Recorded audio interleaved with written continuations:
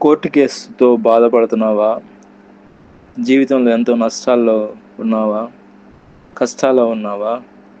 అయితే దేవుడు నీకు ముందుగా పోవచ్చు, మెట్టుగా ఉన్న స్థలములను సరళం చేసేదను అని వాగ్దానం చేస్తున్నాడు.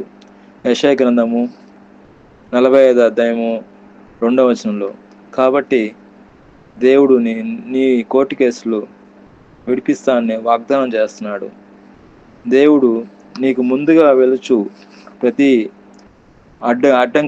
ప్రతి ఆటంకాన్ని తొలగిస్తూ ముందుకు పోతాడు. నీకన్నా ముందు వెళ్ళి కోర్టు కేసుల నుంచి విడిపిస్తాడని దేవుడు వాగ్దానం చేస్తున్నాడు.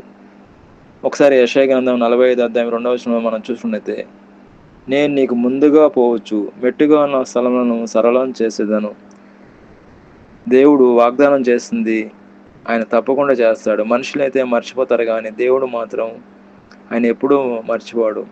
ఇత్తడి తలుపులను పగలగొడతా అంటున్నాడు, ఇనుప గడియలను విరగొడతా అంటున్నాడు. నీకు ఎంత అడ్డంకున్నా, నీకు ఆపోజిషన్ ఎంత యాంటీగా ఉన్నా దేవుడు నీ పక్షంగా ఉండి న్యాయం చేకూరుస్తాడు. నీ పక్షంగా ఉండి వ్యాజ్యం ఆడతాడు. నీ పక్షంగా ఉండి తీర్పు మీకు అనుకూలంగా ఇస్తాడు.